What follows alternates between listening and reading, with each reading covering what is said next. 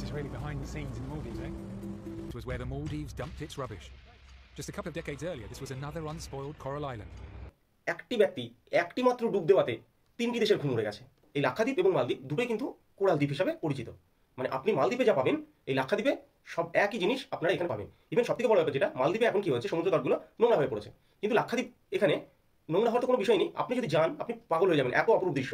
যে মোহাম্মদ মইজু ইনি এই নির্বাচনে জয়ী হয়ে এসেছেন, আর এর ক্যাম্পেইন ছিল, আগেই বললাম, এর ক্যাম্পেইন ছিল যে আমি যদি জিতে আসি তাহলে আমি প্রথমেই ভারতের যেসব সেনারা এখানে রয়েছে তাদেরকে আমাদের এখান থেকে সরিয়ে দেবো। এই নরেন্দ্র মোদী এমন একজন ব্যক্তি যে কিছু না বলে এমন স্পন্সরশিপ করেছে লাক্ষাদ্বীপের, এমন অ্যাডভার্টাইজমেন্ট করে দিয়েছে যার জন্য আমাদের মালদ্বীপের এই বাবুর অবস্থা ফাঁকা হয়ে আছে। द्वीप की सुंदरता को शब्दों में समेटना बहुत मुश्किल है। जो लोग दुनिया के अलग अलग देशों के द्वीपों को देखने जाना चाहते हैं, वहां के समंदर से अभिभूत है, उनसे मेरा आग्रह है कि वो पहले लक्षद्वीप आकर जरूर देखें।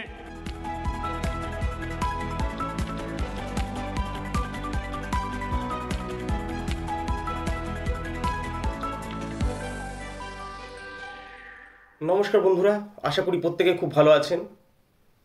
আজকের ভিডিও এমন একটি বিষয় নিয়ে যেখানে একটি ব্যক্তি একটি মাত্র ডুব দেওয়াতে তিনটি দেশের ঘুম উড়ে গেছে। হ্যাঁ বন্ধুরা, এমনই একটি ঘটনা ঘটেছে যে আজকাল সোশ্যাল মিডিয়ায় ভারতের প্রধানমন্ত্রী নরেন্দ্র মোদী, তাকে দেখা যাচ্ছে একটি নির্জন বিচে ঘুরে বেড়াতে, এবং অসাধারণ কিছু ছবি সোশ্যাল মিডিয়ায় আজকাল খুব ভাইরাল হয়েছে। আর যার কারণে গুগলে লাক্ষাদ্বীপ সম্বন্ধে টপ ট্রেন্ডিং সার্চ চলছে। ভাবা যায় কি কারণ, কেন এমন ঘটলো, তা সব কিছুই আজকে এই ভিডিওর মাধ্যমে জানার চেষ্টা করব। আমি রাজশেখর, আর বঙ্গবাস্কেটে আরও একটি নতুন ভিডিওতে আপনাদের স্বাগত। চলুন শুরু করা যাক। নরেন্দ্র মোদী ভারতবর্ষের এমন একজন প্রাইম মিনিস্টার যার জন্য আজকে ভারত বিশ্বের কাছে অনেক অনেক অনেক গুণে এগিয়ে গেছে। হ্যাঁ, এটা অস্বীকার করার কোনো জায়গা নেই। ভারত আজকে বিদেশ নীতিতে অনেক বেশি এগিয়ে গেছে। আজকের ডেটে ভারত ওয়ার্ল্ড ইকোনমির 5th লার্জেস্ট কান্ট্রি, আর ভারতকে প্রত্যেকটা দেশ এখন সমীহ করে চলে। ইভেন আপনারা দেখে থাকবেন, এস জয়শঙ্করকে দিয়ে ওয়ার্ল্ড মিডিয়া জানতে চেয়েছে যে তারা কেন রাশিয়া এবং ইউক্রেনের যুদ্ধ বন্ধ করার জন্য হস্তক্ষেপ করছে না। ইভেন ইসরায়েল এবং প্যালেস্তাইনের যে যুদ্ধ চলছে সেখানেও প্যালেস্তাইন, এবং শুধু প্যালেস্তাইনই নয়, ইরান এছাড়াও অন্যান্য দেশ যারা এই যুদ্ধকে বন্ধ করার জন্য ভারতকে বলছে যে আপনি মধ্যস্থতা করুন। আজকের ডেটে সুপার পাওয়ার আমেরিকা, সেও ভারতকে সমীহ করে চলে। অর্থাৎ আমরা আমাদের স্বপ্নের যে আমাদের উড়ান রয়েছে, যে বিশ্বগুরু হওয়ার, তার অনেকটাই আমরা এগিয়ে এসেছি। কিন্তু এমন কি ঘটলো যার জন্য আজকের ডেটে লাক্ষাদ্বীপ, আমাদের ভারতের একটি দ্বীপ, যে এত বেশি ট্রেন্ড করছে গুগল সার্চ ইঞ্জিনে। আপনারা দেখে থাকবেন কিছুদিন আগেই মালদ্বীপে নির্বাচন হয়েছে, এবং সেই নির্বাচনে মোহাম্মদ মইজু সে জয়ী হয়েছেন। তার ক্যাম্পেইন ছিল যে ভারতের যেসব সেনা রয়েছে তাদেরকে মালদ্বীপ থেকে সরাবো, আমি যেদিন সরকারে আসব সেদিনই তাদের সরিয়ে দেব, এই ছিল তার ক্যাম্পেইন। তার আগে বলি, মালদ্বীপ ভারতের থেকে 70 নটিক্যাল মাইল দূরে। আশা করি মালদ্বীপ আপনারা সবাই নামটি শুনে আছেন। আশা করি মালদ্বীপকে কেউ না জানা নেই। আমাদের একটি স্বপ্নের পর্যটন এলাকা, যেখানে আমরা হয়তো স্বপ্নে ভাবি যে হ্যাঁ, কোনো না কোনো একদিন হয়তো মালদ্বীপে আমরা ঘুরতে যাব। হ্যাঁ বন্ধুরা, এই সেই মালদ্বীপ। এটি হচ্ছে একটি কোরাল দ্বীপ।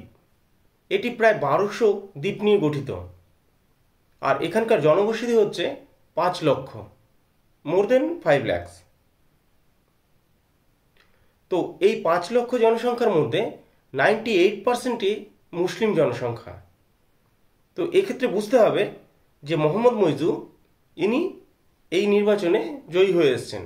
আর এর ক্যাম্পেইন ছিল, আগেই বললাম, এর ক্যাম্পেইন ছিল যে আমি যদি জিতে আসি তাহলে আমি প্রথমেই ভারতের যেসব সেনারা এখানে রয়েছে তাদেরকে আমাদের এখান থেকে সরিয়ে দেব।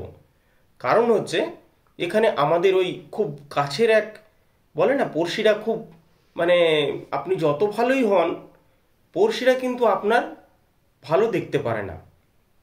ঠিক যেমন এই আমাদের পড়শি পাকিস্তান, তার আবার সব থেকে কাছের দাদা ভাই যার নাম হচ্ছে টার্কি। এই টার্কি আসবে একটু পরেই, আপনারা বুঝতে পারবেন। এবং চীন, এরা কি করেছে, এরা এই মোহাম্মদ মুইজুর সাথে বসে কিছু আলোচনা করেছে যে আমরা তোমায় সাপোর্ট করব, তুমি ভারতকে ওখানে ঢুকতে দিও না। আর ভারতের যেহেতু স্বয়ংপ্রভুতা রক্ষা করার জন্য ব্যাপার রয়েছে, সেক্ষেত্রে ভারত অবশ্যই চাইবে যে মালদ্বীপকে তারা সাথে রাখার জন্য। কারণ ভারত প্রথমেই তার নীতি হচ্ছে যে আমার পড়শিদের আমি আগে সাহায্য করব। ইভেন আপনারা দেখে থাকবেন মালদ্বীপে যেসব সরকার নির্বাচিত হয়েছে তারা প্রথম ভারতে এসেছে সৌজন্য সাক্ষাৎকার করার জন্য। একমাত্র এই মৌজু ইনি প্রথম সাক্ষাৎকার করেছেন টার্কিতে গিয়ে, মানে তুরস্কে।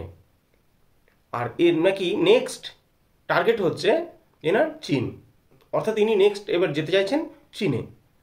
মানে বুঝুন, যে ভারতবর্ষ এতদিন ধরে মানে প্রত্যেকটি পদে পদে তাদের সাহায্য করে এলো, ইভেন সামরিক বাহিনী দিয়েও সাহায্য করছে, তাদেরকে বাদ দিয়ে সে এখন চলে যাচ্ছে চীনে, তুরস্কে। এর পিছনে কারণ আছে, এর পিছনে কয়েকটি কারণ আছে। এই যে পাকিস্তান, এরা কি করেছে, এরা এখানে মালদ্বীপে কিছু পরিমাণ মানে হেল্প করে থাকে। এই মালদ্বীপের ছেলেমেয়েরা পড়াশোনার জন্য পাকিস্তানে যায় এবং সেখানে মাদ্রাসার ফান্ডিং করে সৌদি আরব বা অন্যান্য মুসলিম কান্ট্রিগুলো। তো সেক্ষেত্রে কি হয়েছে, সেক্ষেত্রে এখন মোহাম্মদ মুইজু যেহেতু সরকারি নির্বাচিত হয়ে এসছেন, তাই সে এখন বাধ্য হয়েছে পাকিস্তান, চীন এবং তুরস্কের হয়ে কথা বলতে। সাধারণ ব্যাপার।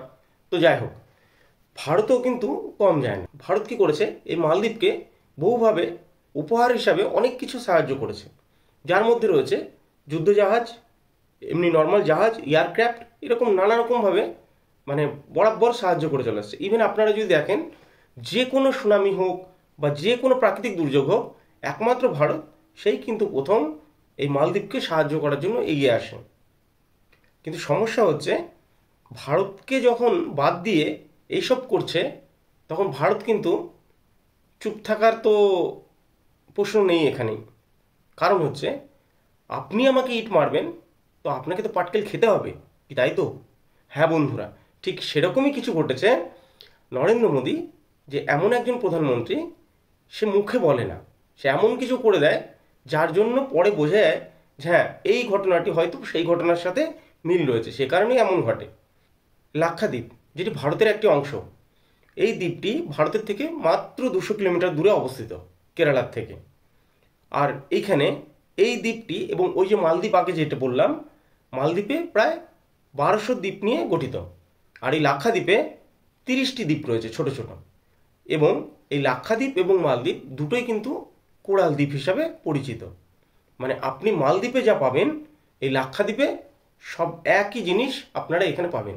ইভেন সব থেকে বড় ব্যাপার যেটা, মালদ্বীপে এখন কি হয়েছে, সমুদ্র তটগুলো নোংরা হয়ে পড়েছে। লাক্ষাদ্বীপ এখানে নোংরা হওয়ার তো কোনো বিষয় নেই, আপনি যদি যান আপনি পাগল হয়ে যাবেন, এত অপরূপ দৃশ্য। এই নরেন্দ্র মোদী এই লাক্ষাদ্বীপের সমুদ্রে একটি ডুব দিয়েছে, আর সেই ডুব দেওয়ার জন্য ওই মোহাম্মদ মুইজুর হাওয়া টাইট হয়ে গেছে। হ্যাঁ, এটাই বাস্তব। ভারতের প্রধানমন্ত্রী নরেন্দ্র মোদী উনি বলেছেন যে লাক্ষাদ্বীপ ভারতের একটি অংশ, আপনারা বাইরে কোথাও না গিয়ে একবার লাক্ষাদ্বীপে এসে দেখুন, বিদেশের যেই আনন্দ উপভোগ করেন সেটা আপনারা আপনার নিজের দেশেই পাবেন। একবার লাক্ষাদ্বীপে অবশ্যই ঘুরে যান। হ্যাঁ, এখানেই কিন্তু মালদ্বীপের যত সমস্যা। द्वीप की सुंदरता को शब्दों में समेटना बहुत मुश्किल है। जो लोग दुनिया के अलग अलग देशों के द्वीपों को देखने जाना चाहते हैं, वहां के समंदर से अभिभूत है, उनसे मेरा आग्रह है कि वो पहले लक्षद्वीप आकर जरूर देखें।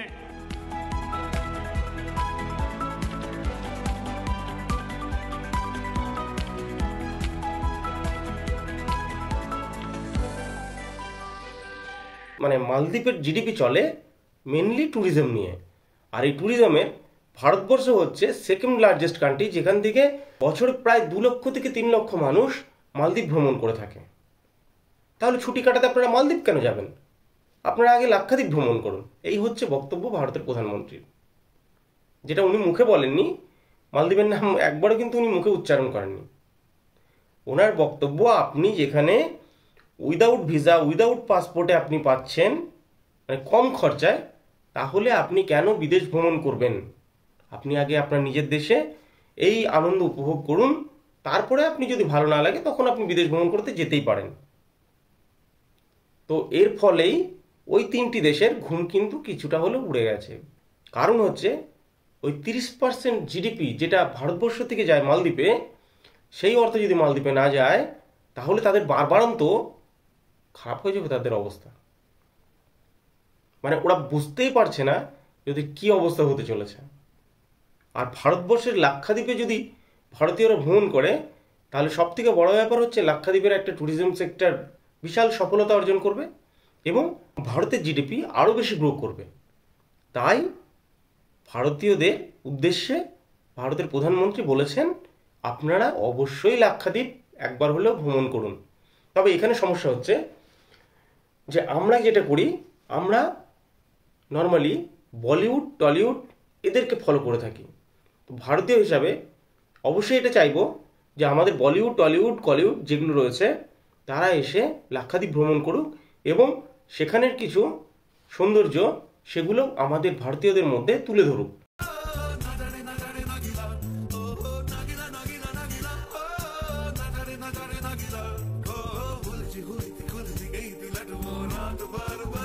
কারণ আমরা তাদেরকে ফলো করি, তারা যদি উল্টো জামা পরে আমরা ভাবি সেটাই হয়তো ফ্যাশন বা স্টাইল, আমরাও সেটাকে পড়ার চেষ্টা করি।